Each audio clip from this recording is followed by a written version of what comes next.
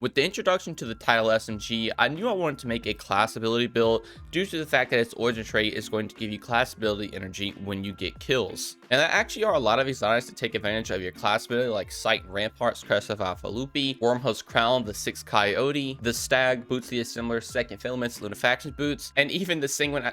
Yeah, just kidding. No one uses that thing. So with all those good options, I figured I could come up with a crazy unique build that's going to be a ton of fun to play, and I wanted to specifically do it on the Warlock, since they seem to have the most class ability exotics. So with all those great choices listed, you would think I probably would go with something like Second Filaments because they are extremely strong, but I actually chose to go a more fun slash Chad route, and I chose the Vesper of Radius. Yes, you heard that correctly. The Vesper of Radius is one of the most Chad exotics in the game. It simply turns your defensive or empowering playstyle of Healing Rift and Empowering Rift to a offensive playstyle where you're supposed to run up to enemies and throw your rift down on them to release that burst of energy. Now, most people write this off as being a bad exotic, but it actually is very good if you build around it correctly. And in this build, I think you're going to be able to see that it does actually have some potential. You just have to play into it a lot, and it can be a ton of fun. Now, really quick before we jump into it, if you want to be a Chad like the Vesper Radius, consider subscribing, dropping a like, and turn those notifications on. It really helps me out, and let's just get right into it. All right, so here we are. I have not actually made this Warlock look good in the slightest, but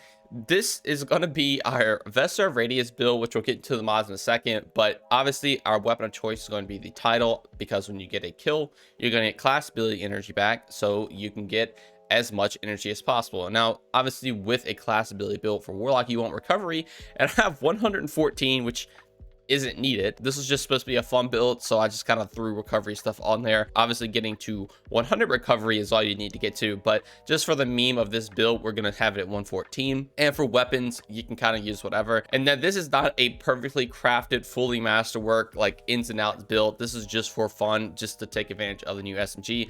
And honestly, I think you probably could make it very good. I did make a video a while back actually talking about this interaction and made a small build with it. So if you guys like to see a more in-depth versions built, fully masterworked and kitted out, let me know and I can put it together for you. But I wanted to just get this fun build out here. Now, let me explain how it works really quick. If you don't know, Vesper Radius basically says Rift releases an arc shockwave when cast. Rift energy recharges faster when you're surrounded by enemies. So whenever you're surrounded by enemies, your rift recharges faster, and then it also has that offensive shockwave to it, so you can knock enemies around and kill them. So if we actually take stasis, which is going to be your go-to subclass, and take things like Frost Pulse, when you cast your rift, you're going to generate a shockwave that freezes nearby combatants. This Frost Pulse actually comes out a little bit before Vesper Radius proc. So what happens is if you run up and place your rift on an enemy, you're going to freeze everything around them, and then the Vesper Radius will proc, shattering all the frozen targets and pretty much killing every single smaller tier enemy in the game. It can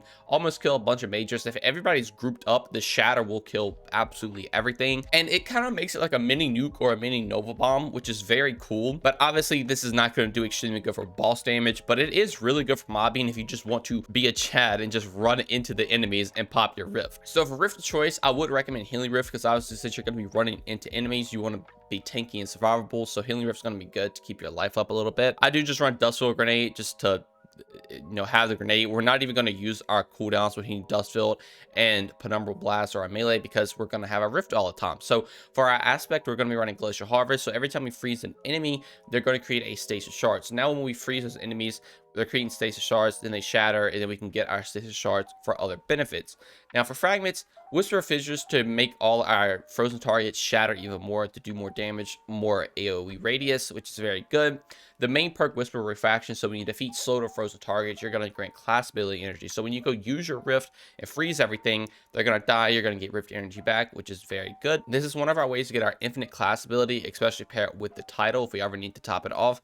Then we also have Whisper Conduction, so every stasis shard we create will actually track to us, which is good. And on top of that, we have Whisper Rom, so when we collect those stasis shards, we actually going to get a little bit of overshield, which is going to be good for survivability, because again, we're getting in there just to nuke an enemy when we're literally in the fight. So we want as much survivability as possible. But between this and Healing Rift, we're going to get a bunch of survivability, and again, the station charts will track to us, which is nice. So now that you kind of got an idea of how the interaction works, let's get into the mods that makes this even better.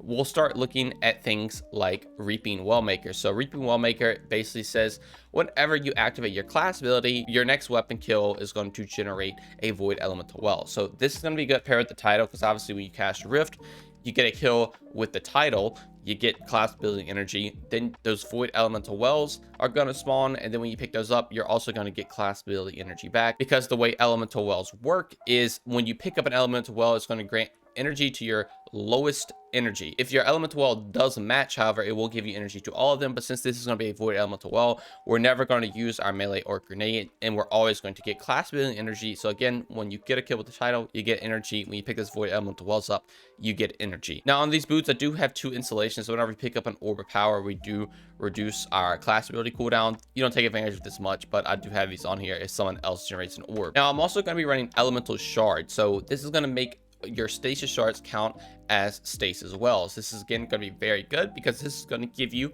more class building energy. When you pick up a void well, you're getting class building energy. When you pick up a elemental shard, you're getting class building energy, which is very, very good. Also have 2 utility kickstarts. So whenever you cast Rift, you're going to get about 20% of your energy back, which is very good. Just going to give you a big chunk of your cooldown. And then to take advantage even more of our elemental shards, I'm running things like Wall of Restoration. So when I pick up a stasis elemental well, which is our elemental shards, it's going to grant even more energy to my lowest cooldown. So this means when I pick up those shards, now I'm getting even more rift energy than what I already was, which is extremely good. And on top of that, you still have your void elemental wells. And speaking of those, we're going to be taking bountiful wells. So now when we get a kill after we cast a rift, we're going to create 2 void elemental wells instead of 1, because this basically just adds another one to it. It can make your mod stack, but if you only have 1 mod, you essentially just get another elemental well mod, which is very good. So now you're going to be creating 2 void elemental wells.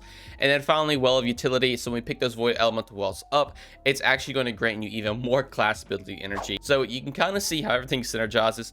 You basically run and you cast a rift, you get a kill with the title, which is going to proc your double void wells, which is going to give you class building energy because of the origin trait. You go pick those void elemental wells up, you're going to get even more cooldown because of well of utility. Those enemies you froze before you get that kill, it's going to create elemental shards, which is in return going to give you even more class ability energy. When you're surrounded by enemies, Vesper Radius is going to give you even more class ability energy. And with the fragment Whisper Refraction, when you defeat slow targets, you're getting even more class ability energy. So everything is based around your class ability. You have infinite rifts, you have infinite nuke rifts to be exact. You can literally go kill absolutely anything. This is a very fun build. I would recommend you guys giving it a try, and I will leave a link to it in dim if you guys want to go look at it over there and try to get gear for your own character. This is very fun. Obviously it's not the most practical thing, but I wanted to make a fun build all around the title. I will be releasing a serious Void 3.0 build since our artifact mods are going to be going away pretty soon. I definitely want to get a Void 3.0 build that doesn't take advantage of those out relatively soon, so be on the lookout for that. But that's going to do all for me in this one. If you guys do try this build out, I hope you have a blast. Thank you all so much for watching, and I'll see you in the next one. Peace.